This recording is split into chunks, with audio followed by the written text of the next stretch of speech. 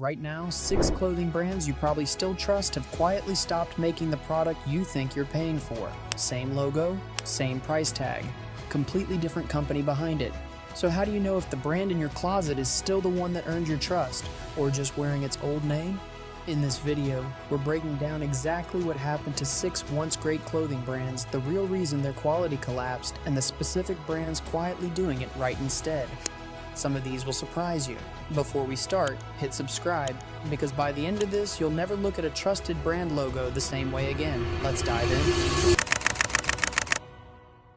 Point 1. J.Crew. In 1983, a mail-order catalog started showing up in kitchens across America, and it did something no retailer had really done before. It made classic look effortless. What that catalog was J.Crew, and for 2 decades it built a kind of quiet trust most brands only dream of. Then, in 2011, 2 private equity firms bought the company for $3 billion.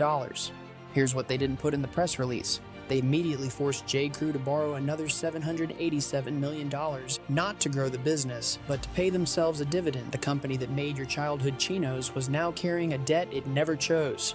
Fabric got thinner, stitching got looser, prices didn't move an inch, and by 2020, one of the most trusted names in American style filed for bankruptcy.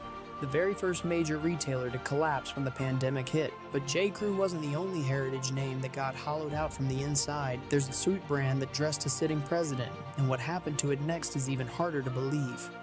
Point 2. Brooks Brothers.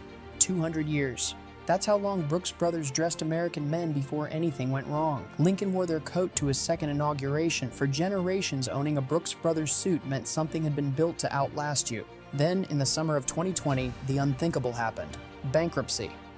A licensing company called Authentic Brands Group swooped in and bought the name for $325 million, a fraction of what 2 centuries of reputation should have been worth. And here's the part that should stop you cold. Authentic's own CEO has said it plainly.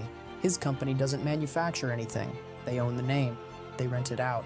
Somebody else decides where it's made and how much gets spent making it. The company that built Brooks Brothers doesn't run Brooks Brothers anymore, and once you understand that trick, you start seeing it everywhere, including in a denim brand that turned a back pocket stitch into a religion before the religion turned on itself. Point 3. True religion. Picture a 200 square foot shop in Manhattan Beach, California in 2002. That's where True Religion started.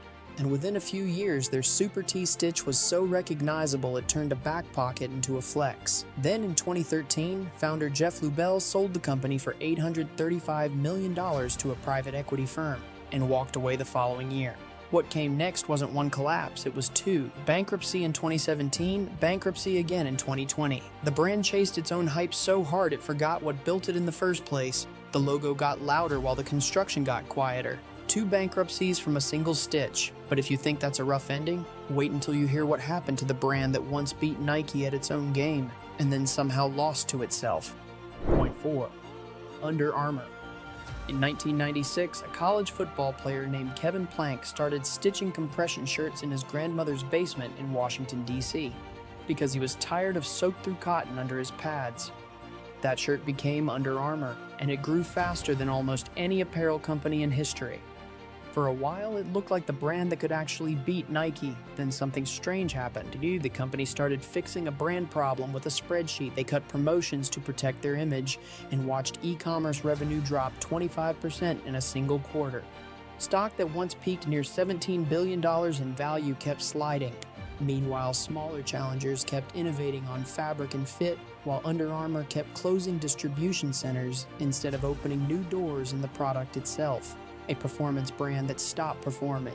But nothing on this list collapsed quite as publicly or as fast as the streetwear label that turned scarcity into a religion before 2 different companies bought it in 4 years. Point 5. Supreme.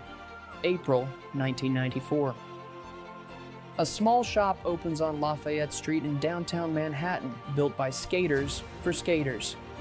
Nobody could have predicted that shop, Supreme, would become one of the most counterfeited names in fashion because the real thing was actually worth faking. Scarcity wasn't a marketing strategy, it was the entire business. Then in 2020, the company behind Vans and the North Face bought Supreme for $2.1 billion. It didn't go the way anyone expected. 4 years later, in 2024, they sold it again. this time to an eyewear conglomerate for $1.5 billion. That's a $600 million loss in less than half a decade, drops multiplied. Collaborations diluted the very scarcity that made the brand mean something. A label built entirely on "you can't just buy this" ended up owned twice over by companies whose entire business model is making things available everywhere. And once you see that pattern across 5 different brands, one question becomes impossible to ignore. Point 6. Ted Baker. There is a 6th. A British name that dressed half of London's offices, that grew to over 500 stores worldwide, that felt less like a brand and more like a guarantee. That name was Ted Baker, built in Glasgow back in 1988, and for decades it stood for something rarer than trendy. It stood for dependable. Then in October 2022, Authentic Brands Group bought Ted Baker for £211 million, 18 months. That's all it took for the collapse to become total. The UK licensee entered administration, the US and Canadian stores shut down entirely. By the end of it, more than 500 jobs were gone, and a name that took decades to build had disappeared in a year and a half. 6 different brands, 6 different collapses.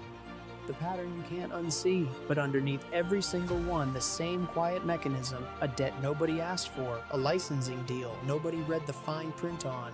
An owner who understood the name was worth more than the product ever was. And that's the real lesson here. It was never really about the stitching, or the fabric, or the factory. It's about who's actually running the company behind the label, because the name is always the last thing to change. By the time you notice, you've already paid for it. So the next time you reach for something familiar, ask yourself one question first: are you buying the brand you remember, or just what's left of it?